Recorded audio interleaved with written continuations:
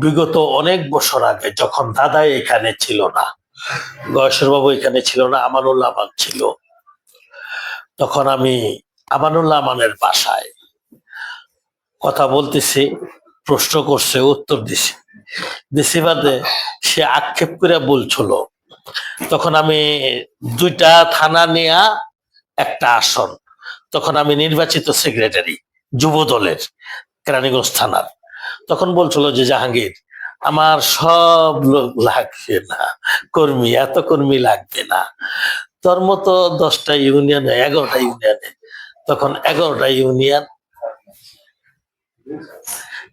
Union, যে এই 11টা ইউনিয়নে যদি 11 জন কর্মী থাকে তাহলে আমি শান্তি। তদ্রূপ ওই কথাটাই আমি উদ্ধৃতি দিয়া বলি, সামনেটাই না বলি, জনি এমন একজন ব্যক্তি, কোন্ডা ইউনিয়নের সন্তান, আল্লাহ দিচ্ছে, হায়াত দিক, কাজে রাখুক, বিএনপি করে, বিএনপির জন্য ভালো, যে ওর মতো প্রত্যেকটা গ্রামে যদি একটা করে কর্মী থাকতো, বিএনপির কোনো কষ্ট ছিল না, বিএনপির অভাব ছিল না, বিএনপির তখন দুর্দশা থাকতো না। ওর মতো একজন করে প্রতিটা গ্রামে একজন করে কর্মী খুব দরকার, ওই কর্মী হিসেবে খুব বেস্ট। তবে আজকে যে এত মানুষের মাঝে ঈদ সামগ্রী বিতরণ করলেন এবং কিছুক্ষণ পরে ইফতার মাহফিলের আয়োজন করেছেন, আসলে এটা আপনারা কিভাবে দেখেন? আসলে রমজান মাস, আল্লাহ ওরেও দিছে, দলেরও দিছে, দলের নেতা কর্মীকেও দিছে, সবার অক্লান্ত সহযোগিতায়, যে এই গরিব মানুষের এই মাঝে আগামী কয়দিন পরে ঈদ, একটু ভালো বড়ো খাইবো, একটু কিনা স্বাচ্ছন্দ্যে থাকবে, এটার জন্য যে তারা ইফতার পার্টির আয়োজন করছে, ঈদ সামগ্রীর আয়োজন করছে, এটা ইতিবাচক এবং এটা ভালো দিক, আর এটা করাটাই স্বাভাবিক। আর ওদের মতো জনের মতো লোক দেখিয়া এটা সুন্দরভাবে করতে পারছে, এখানে জনিকে ধন্যবাদ। তবে আমরা জানতে পেরেছি যে আসলে আগামী নির্বাচনে চেয়ারম্যান পদপ্রার্থী হতে যাচ্ছেন জহিরুল ইসলাম জনি। আসলে আপনারা কি মনে করেন বা ওনার প্রতি সহনশীল কতটুকু?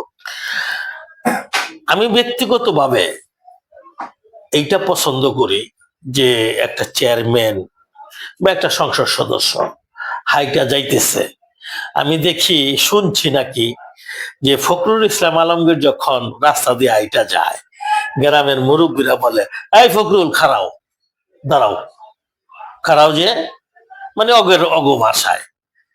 এইটা হইল নেতা।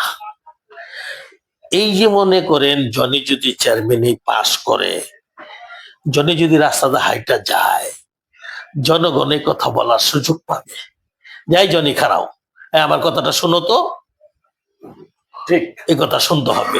জনি এই চরিত্রের লোক। তবে কাজী জাহাঙ্গীর সাহেব, আপনার কাছে আমার প্রশ্ন যে সাধারণ মানুষের মাঝে জনের জন্য আগামী নির্বাচনে কি চাওয়া পাওয়া আছে আপনাদের সাধারণ জনগণের কাছে?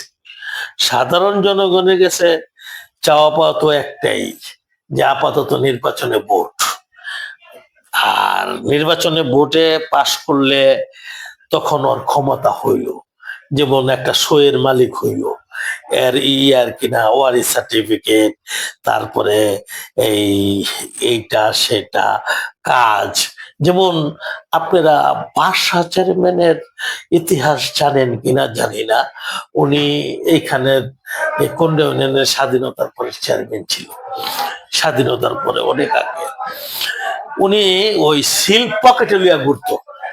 জি, তখন তো যোগাযোগ ব্যবস্থা ভালো ছিল না, সিল পকেটে লিয়া ঘুরতো, কখন কার সিল লাগবো সই লাগবো অপেক্ষায় থাকতো। আমার মনে হয় জনি যদি পাস করে তাহলে ওই সিলটা ওর পকেটে থাকবো বা ওর গাড়িতে থাকবো, যে কখন জনগণ সিলটা চায় ওইতে দিয়ে দিলাম, আমার বাড়িতে বা ইউনিয়ন পরিষদে কষ্ট করে যেন যাওয়া না লাগে। জনি এই ধরনের লোক। তবে চেয়ারম্যান হওয়ার আগেই এই দীর্ঘ 17 বছর আমরা দেখেছি তাকে সাধারণ মানুষে পাশে পেয়েছে। আজকে দেখলাম বিকল্প একটি মানে যে একটি অনুষ্ঠান, যে ঈদ সামগ্রী হাজার হাজার মানুষের মাঝে ঈদ সামগ্রী বিতরণ করলেন। তবে এটা থেকেই তো বোঝা যায় যে সে আসলে মানুষের মাঝে। না, আমি তো জনিরে আজকে না, ওর রাজনৈতিক জীবন শুরু থেকেই আমি চিনি। আমার বাসায় গেছিল, একজনে নিয়ে গেছিল, তখন রাজনৈতিক জীবন শুরু করে নাই। তখন আমি জনের বললাম, জনি তুমি রাজনীতি করো। তখন ওই রাজনীতিতে পদার্পণ করলো, রাজনীতি করতেছে। তবে এই সাধারণ জনগণের সাথে ও মিশতে পারে, আর লোক হিসেবে খুব ভালো।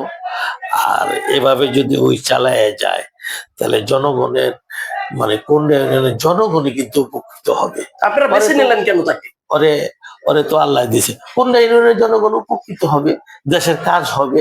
ওই যে বলতে পারবে খারাইয়া, এই চেয়ারম্যান খারাও, ওই যেমন ফখরুল ইসলাম বলতে পারে যে এই মন্ত্রী খারাও। তাহলে একটা মানুষের চাওয়া পাওয়া তো এটাই তো উন্নয়ন, যে জনগণের সাথে মিশা যাওয়া, জনগণের কথা শোনা, এটাই উন্নয়ন। শেষ প্রশ্ন হলো, আপনারা জহিরুল ইসলামের পাশে আছেন? হ্যাঁ, আমি ব্যক্তিগতভাবে যে কজনের নাম শুনছি, আমি নাম বলবো না, এর ভিতরে জনির নামটাই বলবো।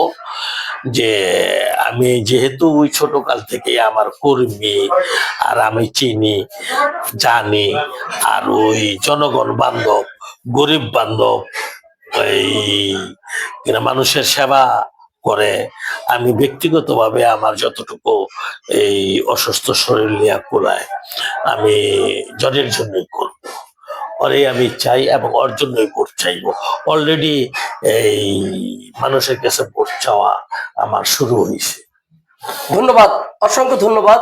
হ্যাঁ, কোন্ড ইউনিয়নবাসীকেও ধন্যবাদ, আপনাদেরকেও ধন্যবাদ। আর কোন্ড ইউনিয়নবাসীকে আমার শুভেচ্ছা, ঈদের শুভেচ্ছা, জনের পক্ষ থেকে ঈদের শুভেচ্ছা। আর সবাইকে অনুরোধ করি বলি যে দয়া করে জনের আগামী নির্বাচনে যদি দাঁড়ায় আপনারা আগামী নির্বাচনে চেয়ারম্যানে ভোটটা দিবেন, এটা আপনাদের কাছে আমি আশা করি। ধন্যবাদ সবাইকে। জি, আসসালামু আলাইকুম।